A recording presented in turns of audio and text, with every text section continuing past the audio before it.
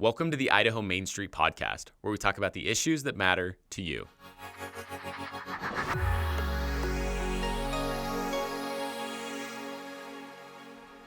Welcome to the Idaho Main Street Podcast. We are fortunate today to have a fantastic guest, somebody who has a great reputation throughout the state, former budget chief for Governor Little, and recently named director of the Idaho Health and Welfare Department, none other than Alex Adams. Mr. Adams, thanks for joining us. Glad to be here. Thanks for having me. We were just reminiscing on, we met at a rambunctious and exciting party reorganization meeting where neither of us needed to be there. And we got to be like the two Muppets that sat up and ate the popcorn and watched the show. It's been a fun journey working with you over the years. Yeah, we've come a long way from then. You've got a reputation, not just in Boise, but throughout the state as somebody who's a doer. And I'm excited to get into a lot of the accomplishments that you've been able to have your fingerprints on. Certainly, your boss, Governor Little, you worked for him. It was his leadership. But your fingerprints, when we talk about the governor's legacy, will be on a lot of it. And I think the biggest one we always hear about is the way that Idaho became the least regulated state in the nation. Talk us through how that came to be. I imagine it wasn't just a one light bulb moment that you all sat down and said, hey, maybe we should cut all this government red tape.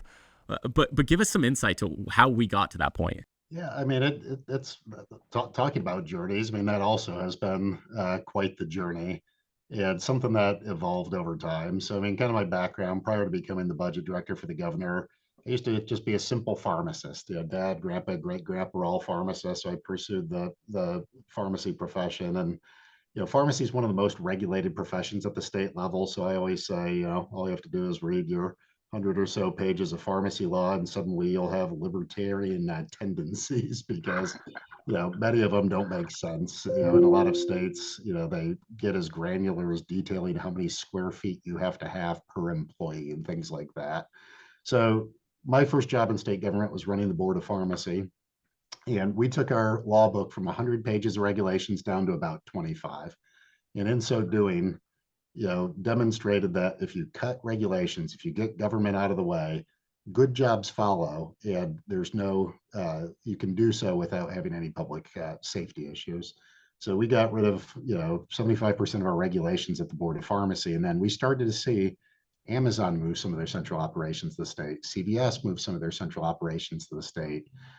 We had pharmacies, including, in eastern and rural Idaho, open telepharmacies to expand access to communities that had never had pharmacies for quite some time. And, it kind of became one of those success stories for regulatory reform. So fast forward, new governor gets elected in fall of 2018. And when he asked me to run the budget shop, one of the conversations we had was federally, the federal budget shop, OMB, the Office Management and Budget, oversees both budget and regulation. So we started the conversation about, could there be more of a regulatory role for the budget shop, similar to what has happened federally? And if you remember the governor's first State of the State speech, he announced that regulatory reform was going to be one of the priorities of his administration, and he announced that he would be doing an executive order with a 2-to-1 regulatory cut. Any new regulation had to be offset by a cut in 2 regulations, kind of mirroring what the Trump administration had done the year prior. In my recollection, this might be wishful revisionist history, is that was the loudest applause line of that entire State of the State. So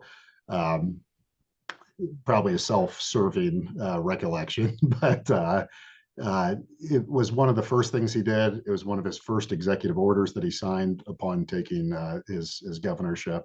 So it was a deliberate approach, and wanted to replicate, frankly, what we had done at the Board of Pharmacy across all state agencies. I don't know that anyone thought it would become what it did, but that's where some of this becomes happy accident. So Idaho, under its Administrative Procedures Act, had a provision that all regulations have to be renewed by the legislature annually. So usually at the end of every legislative session, there was kind of a throwaway bill that was run saying, hey, every regulation that precedes this date continues for the next year.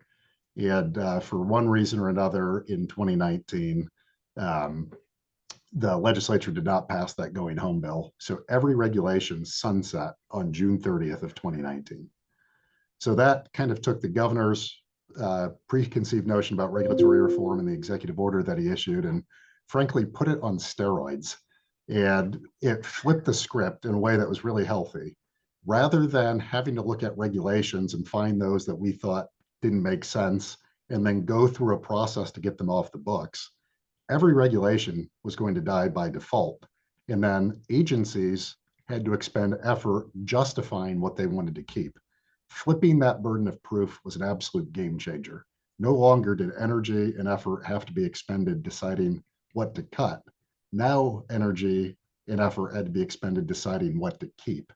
And suddenly drawers of regulations were no longer necessary. I mean, things as flippant or silly as a dress code for deputy state veterinarians or female kickboxing uniforms or a chapter of regulations on snails that didn't exist in our state.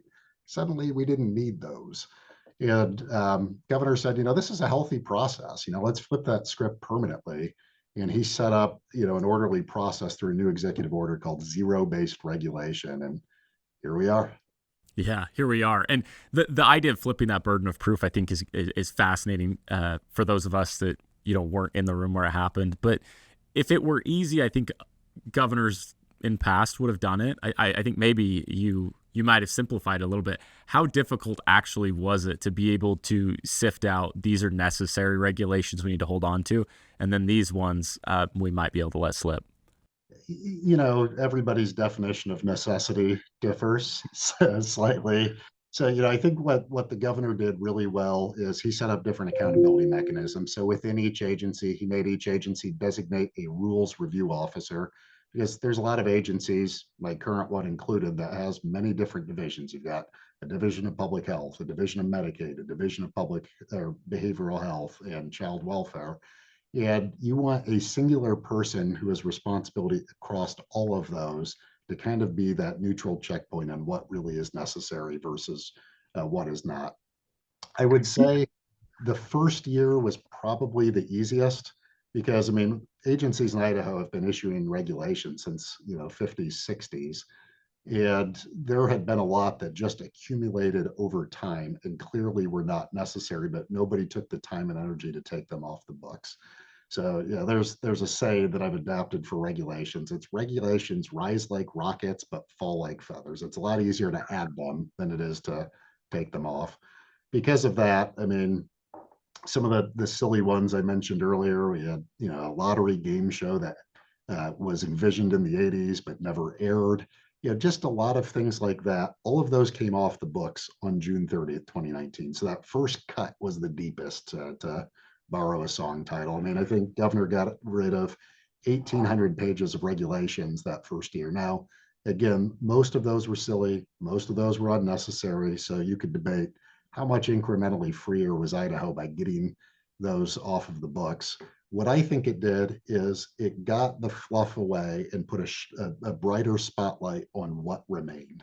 And when you put a brighter spotlight on what remained, and then you chunk it up like zero-based regulation did, where 20% of all rules sunset in any given year, and the agency has to go through the process of re-justifying them. I think that's what really cleared the space for the more substantive regulatory reform that we've seen. A lot of work went into reforming our occupational licensing regs. We're now top 15 in the country in terms of occupational licensing. We pushed hard on our charter regulations. We're now top 10 in charter school regulations in the country. So I think clearing away the fluff, getting rid of the filler, putting a brighter spotlight on what remains, created an orderly process by which regulations can now be properly vetted and discussed with the public and all necessary stakeholders moving forward. It's worked so well.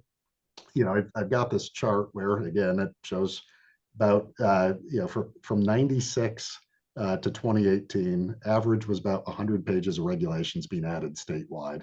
Then you take 1,800 pages off, we had a moratorium here, and then zero-based regulation. We're cutting, 200 to 300 pages annually now under this. And regulation is at the lowest level in recorded Idaho history. And what's crazy too is there's some national groups that publish like regulatory indexes, and Idaho keeps widening our gap. We're already the least regulated state, and we keep going down. Other states are generally growing just at lower paces, but the gap of our deregulation is widened. What's probably the most important thing to note, and this is a testament to how Governor Little set up the process. There's no documented instances where regulation has been removed that led to patient harm. You occasionally see snark online where an incident happens somewhere in the state and somebody says that's because we're the least regulated state. The incidents that they're referring to had no overlap generally with state regulations. So, I mean, I think the way ZBR was set up did it the right way for the right reasons, and it's paying off dividends. And I attribute that to some of the draw of businesses relocating to Idaho, remote workers wanting to live in a low regulatory state, the cost of doing business here, the friction of doing business here. And I think it's had a very positive feedback loop. Yeah, and I appreciate the context there that a lazy governor could just cut every regulation, and we would see really some probably dangerous side effects of, as you mentioned, patient harm. But the goal of this was to lighten the heavy hand of government. You referenced that generally the positive effects of it. Can you give us some specifics as you talk about what kind of businesses came in? You referenced when it came to the work on the pharmacy and these businesses coming in. What have you seen overall as some of the effects of what the governor's done with cutting the red tape? Yeah. So what's interesting about regulations, I mean, I'll give you a preamble to answering your specific question. Every regulation has to be authorized by a statute. So legislature passes statutes and then agencies promulgate rules to fill in the details of those statutes. So rarely are you going to hit a home run or a grand slam through deregulatory. Generally, you're hitting Texas League singles and occasionally a double, if you will. So, I mean, you almost have to go chapter by chapter, agency by agency. So I'll tell you some of the singles or the doubles that I've seen. Childcare, my agency regulates childcare. We used to have a ratio of 8-to-1 for non-infants. We expanded it to 9-to-1 for non-infants. Study after study nationally showed there'd be no safety issues for non-infants. But what it did is, with a stroke of a pen, we have 600 to 700 daycare statewide. That adds 600 to 700 seats to daycare statewide for no additional investment. The state put $0 in and conceivably could expand daycare seats 600 to 700 statewide. If any of your listeners have kids, they know the wait lists and the challenge of finding suitable daycare. So I would contend that created opportunities that didn't exist otherwise. Quite a bit with telehealth, quite a bit with physician assistant to physician ratios, quite a bit to make it easier for retired nurses to come back to the profession, just given some of the burnout that we saw during COVID. If you go to an athletic event at Boise State and have enjoyed a beer while cheering on the Broncos, that was a regulation. There used to be a regulation prohibiting alcohol sales at those types of events, and now it's probably one of the more popular things to do at those events. So, just expanded use of technology for hunting and fishing and things like that. So what was really impressive with how Governor Little unveiled this is ultimately the governor is not adopting regulations. Regulatory authority is vested in the agencies and often boards, and getting the agencies and the boards to build this into their DNA and make this part of their agency ethos, and him to reinforce it through cabinet meetings and through his staff reinforcing it as they met with agency heads. It's what I made a chart one time. I should dig it out, but there's about 60 agencies in Idaho that had rulemaking authority. They could issue regulations. From 2012 to 2018, only like 5 agencies out of those 60 had a net reduction in regulations through that time. And I will proudly say the Board of Pharmacy, which I ran, was one of those. After the implementation of zero-based regulation, every single agency in the state cut regulations on the net, and they've sustained it over the 5.5 years that the governor's been in office. Every single agency.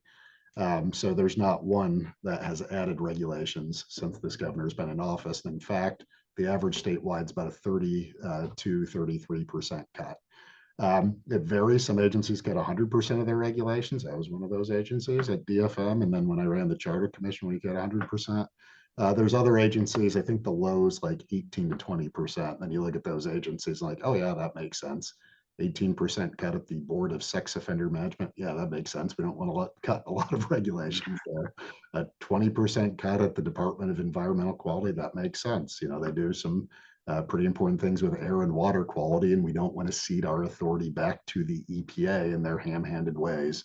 So, what's really cool is every agency took it seriously, made a meaningful difference, gave a good story to tell within their industries, but did so responsibly, working with the public, working with the regulated community, working with the stakeholders to make sure that safety issues did not materialize. Yeah, you've got to be thrilled looking back at how that process played out.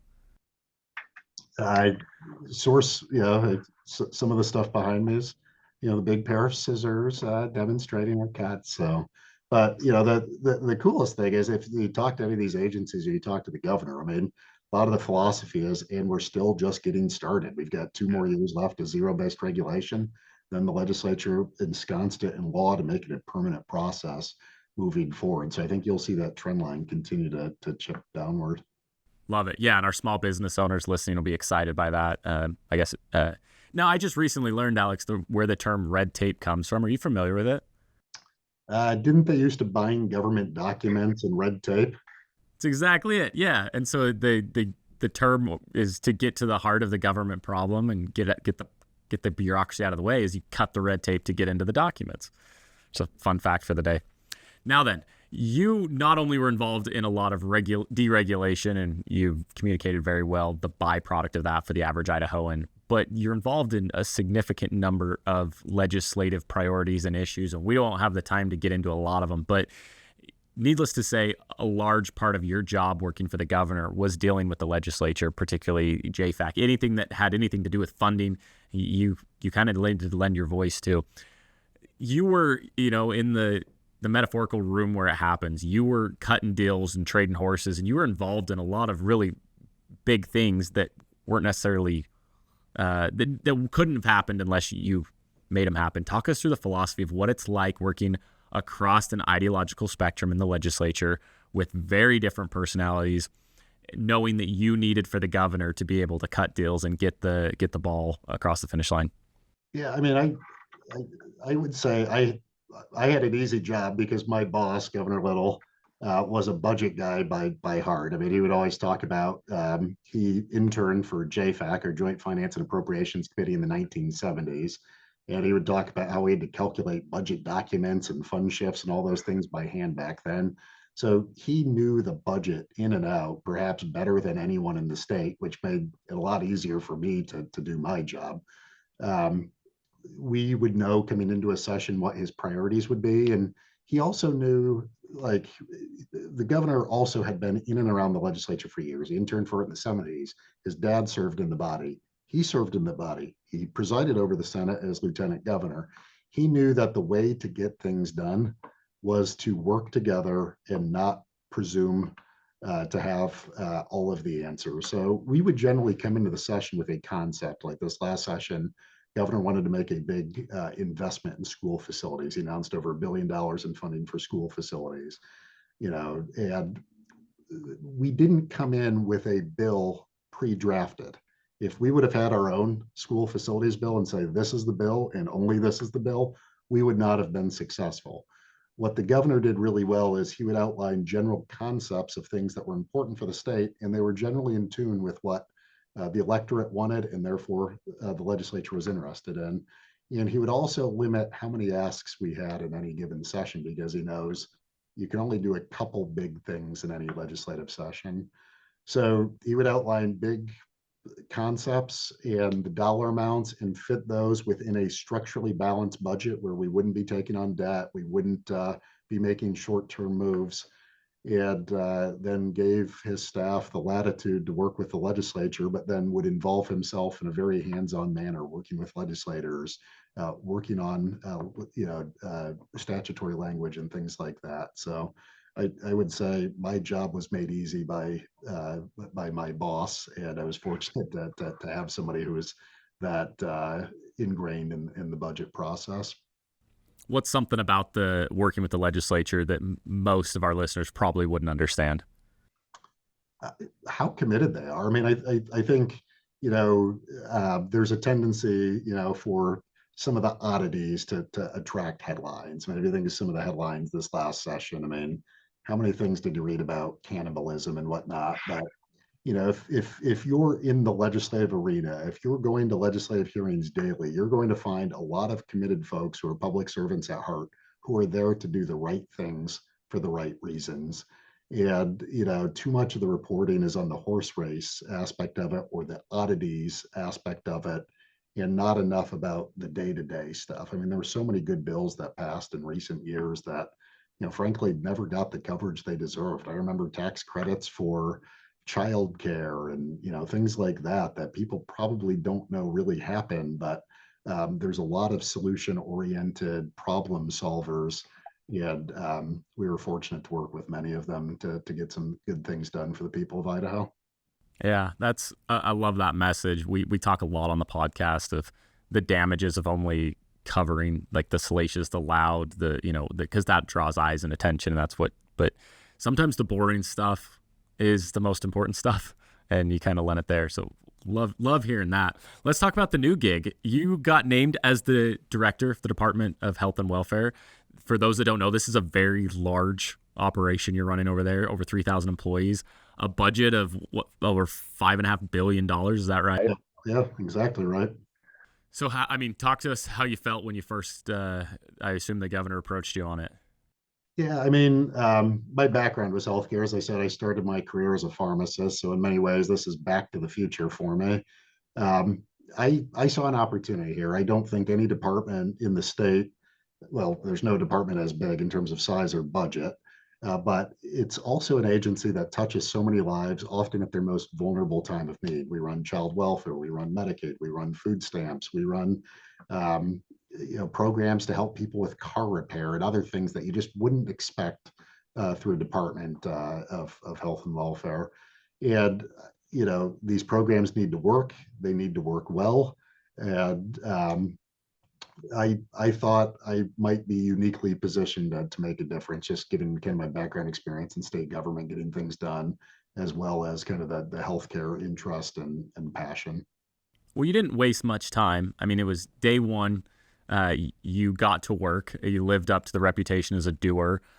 You immediately came in, and there were some positions, 100+ positions that were vacant that you recognized as redundant and unnecessary, and so you cut those positions. But more importantly, you started doing some work with adoptions and foster that I think drew a lot of well-deserved positive attention. Anybody who's dealt with foster homes or adoptions, they view it from a different lens, but not enough people have dealt with it. So I think it's important for you to help those that are not aware of what's going on in Idaho with our foster home shortages or the adoption costs. Walk us through what you've already done and what you plan on doing there. Yeah, well, because of an agency of this size, if you try to do everything, you're not going to do everything well. So, I mean, a lot of what I've tried to do, as I said, in addition to my start doing list, I want all my deputy directors and division administrators to have stop doing lists so that we can take off things that are less important, less necessary, because I want my team to spend a disproportionate of time, energy, and focus on improving child welfare. So, and that's child welfare broadly. But in terms of where I started, adoption and foster care was the initial focus. So on day one, hour one, minute one, I waived all fees for adoption through the department. I don't want there to be any barriers to adoption of children in the custody of the department. And knowing what adoptive parents go through, I didn't want application fees. I didn't want home study fees. I didn't want there to be any barriers to entry to somebody who wants to open their home and their heart to a child in need. And then foster care, we have about 1,400 kids in foster care and 1,100 families to take care of them. Simply put, we need more foster families. So we've engaged in what I kind of call the Colin Powell shock and awe approach to have a total agency focus on improving foster care. We cut red tape and licensing and got rid of some of the silliness. We used to have a rule about having a 4-foot fence around bodies of water if you're going to be a foster parent. Makes sense for pools and hot tubs. How many rural Idaho properties have you driven by that have a 4-foot fence along the entire irrigation or canal? So we got rid of a lot of that. We worked with Governor Little to do paid family leave for foster parents. We are doing innovative partnerships, like we're sending out free parks passes through generous contribution from Regents Blue Shield and Idaho Businesses for the Outdoor to get opportunities for family bonding for foster families and just kind of recreate, a traditional family environment. And when I started, we had about 74 foster families for every 100 foster kids. As of Monday this week, we're at 85 foster families for every 100 foster kids. So things are moving in the right direction, but we've got a long way to go. I don't want to give the impression that we're doing this alone. A lot of this has been because of the thoughtful oversight of the legislature. Partly why this was on my radar screen was legislative oversight hearings that have happened this year and in recent years, legislative oversight reports from the Office of Performance Evaluation. So I think, to the extent my leadership team has had success in this issue, it's because we're standing on the shoulders of a lot of committed, passionate legislators who have brought this topic to the forefront and said, we can and must do better. Just this past session, I believe it was Representative Rabel ran a bill designed to address the too many kids that we had in short-term rentals and congregate care settings. And I would be remiss if I didn't say that bill is working. The number of congregate care kids has gone down precipitously since I started because some of the parameters that were outlined in that bill. So, I mean, this has truly been an area where the legislature, through oversight and through issue attention, has done a good job of bringing this issue to the forefront. And me having a leadership team that had some ability to execute it within state government with a very supportive governor cheering us on along the way and nudging us along the way. Is it the fact that you're a father, have of a child at home, does that play a role in prioritizing the importance of child welfare, or are you able to switch hats as clean as some can? Well, without a doubt, it plays a role. I mean, my daughter's 5.5, and it's really important to her that I reveal the half. And she, I look at the opportunities that she has by virtue of what my wife and I do and the supportive family structure that we have. And, frankly, the fact that we have local grandparents to watch her during the day or pick her up from soccer practice. Not everybody has that. And I'm mindful of that. And I want every child to be able to grow up in a loving home, a supportive home, a nurturing home, and have the resources that they need to develop and grow and be successful. And so I think, my focus on child welfare is intimately, connected to my own family circumstances. And, it's not lost on me that what I want for her, I want for every child in the state of Idaho. Yeah, and I think many parents listening can appreciate that. I recently started studying about, certain presidents of what their intention was when they came into office and how that changed once things happened in office. I think a great example of that is George W. Bush, who had these great domestic plans, and then 9/11 hits and everything changes. That's maybe somewhat comparable to what happened to your predecessor, who could not have predicted what a pandemic would do to that department. Are there things like that that keep you up at night where you think, okay, knowing how vast the responsibilities of your department are you concerned about what could come? Yeah. So, when I prepared for this job, I actually got calls from, several other state health and welfare equivalent directors, was able to chat with a former U.S. Secretary of Health and Human Service. And everyone says, come in with your priorities, but know that circumstances will always be foisted upon you that might take you away from those. And you have to work with your governor, your governor's office, the legislature to determine when do you have to pivot from those. There's no question that COVID dominated state health and welfare agencies, from 2020 through 2023. And frankly, health and welfare agencies used to kind of be sleepy back end, agencies that existed, but were not front facing, highly visible. And I think it forever changed how people look at state health departments. And in so doing, we have to be mindful of that. We have to be mindful of the increased transparency on us and the increased accountability that taxpayers deserve from us. So, while I've focused on child welfare, one of the things we talk about as a leadership team is what would take us off that course? What would cause us to pivot? So, I mean, we've been tracking H5N1. We've been tracking, a lot of the ambient conversations out there and, making sure that we're responding to appropriate events. But we're fortunate that we've been able to maintain a high energy, a high octane offense on child welfare for the 3 months that I've been here, and intend to continue that until circumstances dictate otherwise. Yeah, and there are many of us who are cheering on from the sidelines as we've watched you, not just in this role, but previous roles come in and exercise leadership and advocate for causes that we care about. Is it your preference that those of us who want to see you succeed just advocate through our legislators for causes that are important to us? Or are there outlets where those listening can say, okay, I have some thoughts and some feedbacks that would potentially help that department? And if so, is there a way we can reach your team? Well, certainly reach out to me, and it's just my name at dhw.idaho.gov. I've spent quite a bit of my time the first 3 months talking to external entities, particularly foster families. And my deputy and I estimated that we've personally talked to 10% of the foster families, listening to them, hearing their issues, hearing their concerns, because you can't build solutions without hearing from those who are directly affected by the problems that you're trying to address. So, I mean, any and all feedback I welcome. Certainly, there's a distinction between the legislative and executive branches, but I would say there's a healthy distinction. I mean, what we're focused on, frankly, has been covered by years in legislative oversight hearings and legislative oversight reports. So, I mean, certainly encourage folks to work through their local legislators as well, because nothing gets an agency's attention quite like a call from a legislator saying, "Hey, I heard from a constituent this." I think that's why the work you and the members of the legislature do is so important, because they hold us accountable, and we go to them asking for resources and policy changes. And the more they're hearing from constituents as to the why behind those requests, I think it's a healthy, symbiotic, yet distinct relationship. Any chance I can get to get a constituent spun up and calling your office is a good day for me. So we'll keep working on that.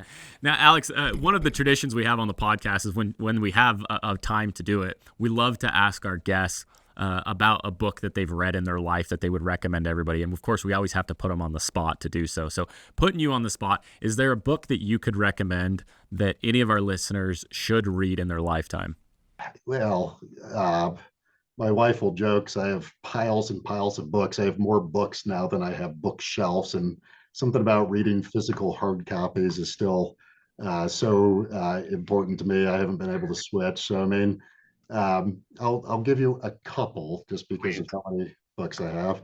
First, from a leadership standpoint, what I've been working through with my leadership team is a book called The Four Disciplines of Execution. And the general premise is, if you try to do everything, you're not going to do everything well. Sharpen your focus, have a wildly important goal, put a disproportionate amount of time and energy towards that. And then once you've achieved that, let that fade into day-to-day work and then pursue the next goal. So I think, a lot of hopefully what you're seeing from the department is us following that playbook, and hopefully following it well and successfully to the betterment of public health and safety for Idahoans. In terms of regulatory philosophy, I'd be remiss not to delve into some books related to regulatory reform. Probably the most interesting book for me, it's a short read. You can even find a PDF of it free online. It's a book called Permissionless Innovation. It's by Adam Thierer. At the time of writing, he was a faculty member at the Mercatus Center at George Mason University.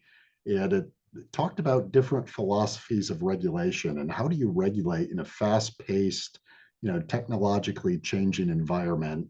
And it talked a lot about allowing permission to be the default, and using courts and others to reconcile some of those initial safety issues, and not regulating in advance and preventing good solutions from coming to the marketplace.